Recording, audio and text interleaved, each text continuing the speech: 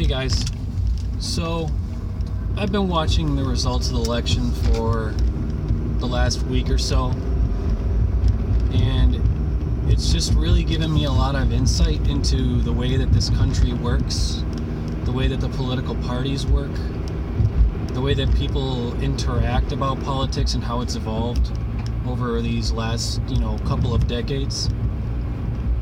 And I think I just had to say something about the direction that we're going in as a country and the fact that I don't really like it. Like, you have Democrats who hate Republicans and think that just because they don't agree with them, that their views are invalid, or that they're dumb, uneducated, or racist, all, the whole like. But then you also have Republicans who just won and are refusing to be humble about it and just starting to rub it in their face, which I can admit could also be part of the retribution that they want to feel after winning and being told the entire time that they're racist, sexist, homophobic, xenophobic, uneducated people. But this isn't the way that our country should be going. Our country is awesome because it has this ability for us to give a dialogue. And I don't like that nowadays the dialogue is no longer, hey, I disagree with you, but I understand that you are doing what you think is right. It's now people demonizing the other side of the other side of the coin. That they're these evil, racist people, these horrible people that shouldn't be anywhere near our political process because it's just such a bad thing. I don't understand the whole argument behind that. The whole thing that I like... The thing that I really don't like, though, is with the Democratic Party, the problem that they have right now is that they just lost big time. Like, this was huge loss because they lost, the majority was kept in the Senate and the House for the Republicans. They also won more governorships across the nation, and they won the presidency. So right now should be a time where the Democrats are introspective and thinking about what they did wrong in terms of bringing their message to the American people. Because if you look at Obama, obviously people weren't going to vote as vigorously as they did for Obama for Hillary, because the black vote is very, very powerful, but I don't think that it would have ever come out in such a force when it wasn't Obama. But still, if you look at the voter turnout for Democratic voters, for Obama's first election in 2008, he had somewhere around 69 million people that voted for him, and it was about 49 million, 50 million for McCain. And then his second election, he had 65 million, so it was a little bit lower, but the Republican vote was still about 49 to 50 million. And now this election, it's dropped down to 49 million apiece.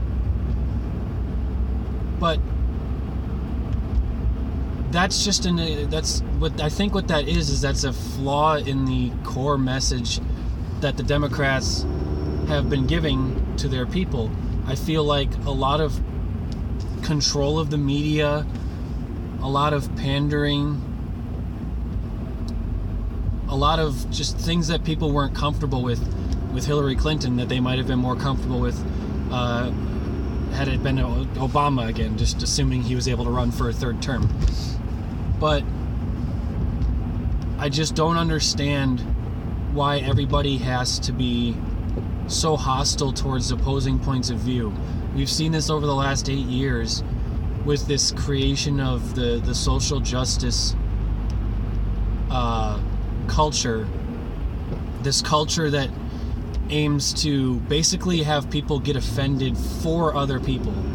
The first time that I really saw it kind of and have it make me angry was when there was a Volkswagen commercial that was a Super Bowl commercial for Volkswagen, that came out, and it had one white guy in the office talking like a Jamaican, like, you know, turn that frown upside down, man, like that kind of stuff. He was a really positive atmosphere, positive influence in the office, and all these people, all these white people in America, they all just said, that's horrible, that's offensive, I can't believe that they would do that, you know, that's offensive to Jamaicans, just getting offended for Jamaicans.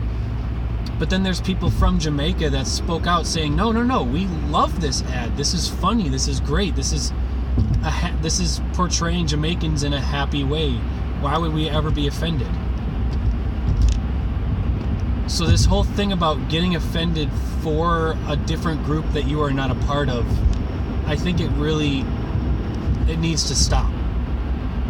Because you don't know the point of view of the person that you're claiming to be offended for. So how can you be able to be their spokesperson and say that this is what offends them if they haven't said themselves that it offends them? So I really think that over this next 4 years, we're just going to have to look at the way that we've presented our politics and our society to make it so that people they attack each other for not having the same point of view as them. I don't believe that Democrats are the devil. I don't believe that Republicans are the devil. I believe that they just have different ways that they believe in for achieving what they think is the best option for America. And I think that we need to start realizing that and stop bitching at each other to be the same point of view. You can have differing points of view. You don't have to have the same point of view as someone that you're sitting across from. But that doesn't make them the devil, or it doesn't make you the devil for thinking that way. It just means that you have a different way of thinking. And if we remove this debate and just make it, you know, the left has won the culture debate, anybody else who doesn't think the way that the Democrats think, you're wrong, you're an uneducated racist, and all that stuff, it doesn't fit with me. Because sure, you might not agree with those policies, but how can you say that those policies just automatically make someone part of a group? I didn't like Hillary. Does that make me a racist, a homophobe, a xenophobe, anything like that? Just because I didn't want to vote Democrat this year? I don't think that necessarily follows. That doesn't make sense to me. So this is just, I don't know, this is just me ranting because I'm driving and I thought I'd put the camera on my phone. But we really need to start thinking about the way that we do our politics here in this country. I also don't think that it should be a two-party system. I think that we have to have more than two parties, because if we just have two parties like we've had, it just becomes the same thing over and over again, and now it's more intense. Just this us versus them mentality. But when you bring in a third party, you give people this opportunity to think, oh, I can really find something that I match up with in all my beliefs. This election was just about people voting for who they didn't, voting against who they didn't want to be in office. I don't believe in that. I don't believe in voting for someone just because I don't want the other person to be in office. I believe in voting for someone that I want to be in office. So that's what I did. I voted for Gary Johnson. But then I got all this flack from Democrats and Republicans saying that the Trump supporters said that, oh, you're just giving a vote to Hillary, and all the Democrats, all the Hillary supporters saying, oh, I was just giving a vote to Trump. But none of that makes any sense, because I'm afforded the right to not. I don't owe you my vote. That's the thing that I think a lot of the Democrats bitching at me about voting Gary Johnson don't understand. I don't owe you my vote. You have to win my vote. So just because I don't want Trump to be a president doesn't mean I want and have to want Hillary Clinton to be a president. You have to win my vote. You don't just automatically get my vote because of your moral compass. So I think that you guys should start learning that. Both sides need to start learning that that you need to respect the other points of view and don't demonize them. You can debate them, you can disagree with them, but that does not mean that their point of view is wrong. Everybody has a different moral compass. Sometimes you just kind of gotta watch it and see what they think instead of what you think that they think. Take care, guys.